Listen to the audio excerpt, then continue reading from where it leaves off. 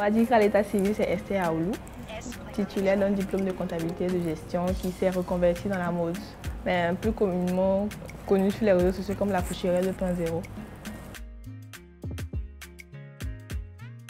C'est sûrement parce que j'utilise beaucoup Internet pour me faire connaître mes créations, mes modèles.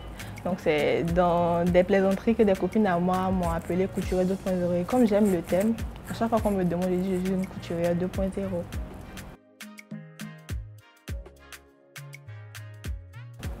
Bon, il n'y a pas vraiment eu de transition, hein. Pas vraiment eu de transition, c'est juste des circonstances de la vie qui m'ont conduit à me reconvertir en tant que styliste.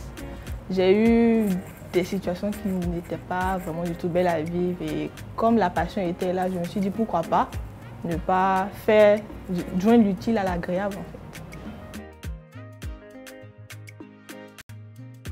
fait. Je rencontre un couturier qui avait l'habitude de faire des vêtements pour moi, avec qui j'ai travaillé sur des vêtements pour une association qui fait du bénévolat, l'association Ses-Fils.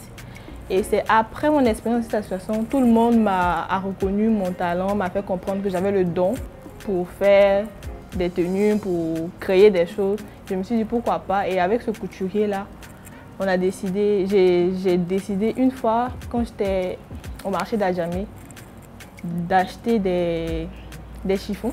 Je veux dire, la mousse qu'on mettait dans les sacs et tout avec des pagnes. J'avais seulement que 8 000 francs quand je commençais. Et c'est là que j'achète. Comme je n'avais pas assez d'argent pour payer la couture, je viens, je le vois, je lui dis « Ah, excuse-moi, je veux faire des sacs, mais j'en ai pas. Donc, est-ce que tu peux faire mes sacs pour moi? Et si je revends mes sacs, je vais te rembourser. » Et franchement, ça a été vraiment une bénédiction pour moi, ce couturier-là.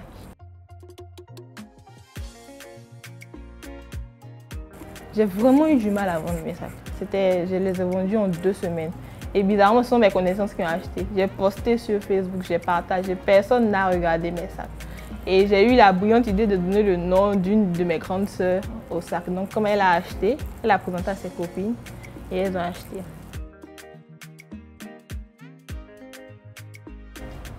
Moi, on va dire c'est moi, mais bon. Pour être plus sérieuse, ce qui fait ma particularité, c'est que je me suis positionnée en tant qu'habilleuse des grandes tailles. On n'a pas eu l'habitude de voir les femmes grande taille, je veux dire les femmes qui font à partir du L jusqu'au double XL, voire du triple XL, être habillées.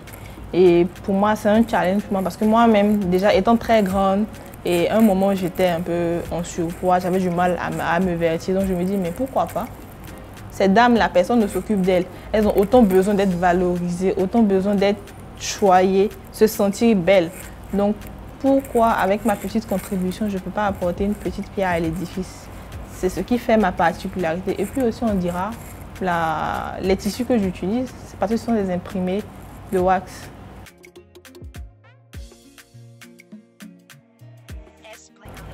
Ma détermination et puis mon mental. Je ne suis certainement pas arrivée au niveau où je veux arriver, mais derrière tout ce que j'ai fait, il y a eu beaucoup de pleurs, beaucoup de tristesse parce que des fois, tu te réveilles, tu te dis, mais c'est trop difficile, aller à Adjamé. À un moment, la dernière fois, la petite histoire, ma maman se moquait de moi, elle me disait, non, les gens ont réussi. Il n'y a pas longtemps de cela, toi, à chaque fois que je t'appelle, non, je suis à Adjamé, ils ont déchargé les bagages. Mais maintenant qu'elle m'appelle, non, je suis en train de faire mon inventaire. J'ai envoyé telle personne aller faire les courses. Mais souvent, quand je pense aux fois où j'étais en train de faire les courses et puis je me disais, mais je suis fatiguée. Je ne vais pas aller m'asseoir dans un bureau pour juste faire la belle, travailler, ce qui ne fatigue pas, mais tu rentres les soirs, tu as du mal souvent à écouler la marchandise, c'est vraiment pas facile. Il faut avoir le mental pour te dire que demain sera meilleur qu'aujourd'hui. En 2021, on va sûrement changer de local, aller en bordure de route, agrandir, déjà essayer de stabiliser cette activité. Et vu qu'on est dans une logique de créer un groupe de société, ouvrir la deuxième branche qui est aussi dans la mode, mais on se positionnera beaucoup sur le luxe. Et pour le reste, vous allez découvrir.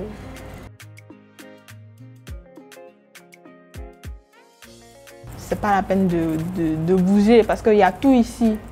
Je le dis à qui veut l'entendre qu'on peut transformer tout ce qu'on a en trésor si on sait comment utiliser la matière première qui est là. Il y a vraiment plein de choses sous le soleil pour tout le monde. Il faut savoir trouver ce que tu aimes faire, ce que tu sais faire, et tu transformes ce que tu as en trésor. Donc, c'est pas la peine d'aller risquer sa vie dans la mer. Voilà.